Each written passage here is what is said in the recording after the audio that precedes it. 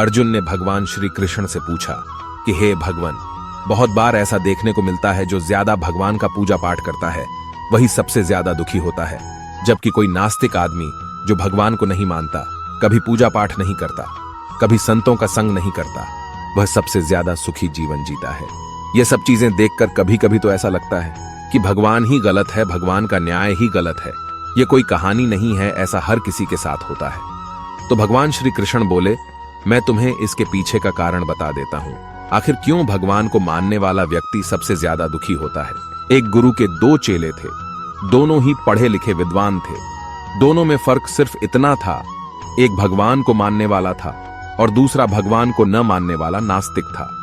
एक ऐसा था जहां पर भगवान की कथा होती थी, जहां सत्संग होता था, जहां भजन होता वहां दौड़ के चला जाता और भगवान की पूजा पाठ करने लगता। दूसरा शिष्य इन सब चीजों से काफी दूर था। वह शराब पान भी करता था, वेश्याओं के साथ गमन करता था। सारी बुरी आदतें दूसरे शिष्य में थी। एक दिन क्या हुआ, एक शिष्य शराब पीकर अनाप शनाप बोलते हुए रास्ते में पैदल चलते हुए अपने घर को जा रहा था।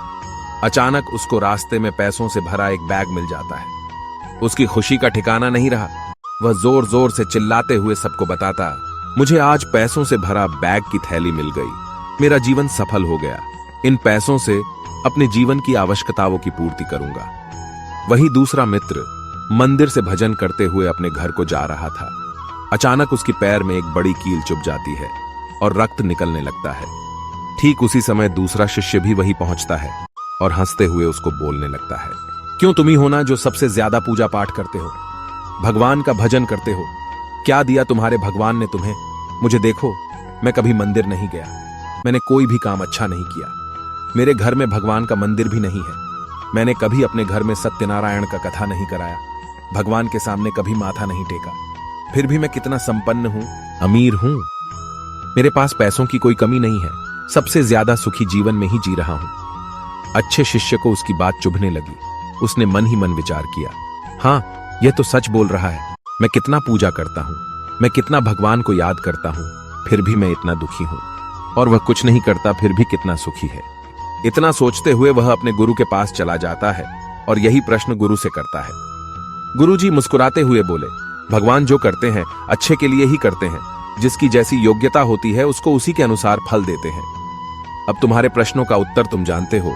भगवान ने तुम्हारे पैर में कील क्यों चुभाई और उसको पैसों से भरी हुई बैग क्यों मिली? सुनो, तुमने पिछले जन्म में बहुत पाप किया था, इसलिए तुम्हारी आज मौत होने वाली थी।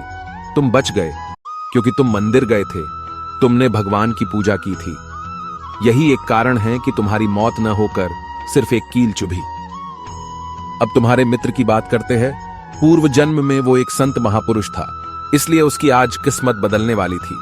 करोड़ों के संपत्ति का मालिक बनने वाला था, मगर इस जन्म में उसने कोई भी अच्छा काम नहीं किया, इसलिए पूर्व जन्म के फल के अनुसार उसको थोड़े पैसे ही मिले, जबकि वो अरबों के संपत्ति का मालिक बनने वाला था।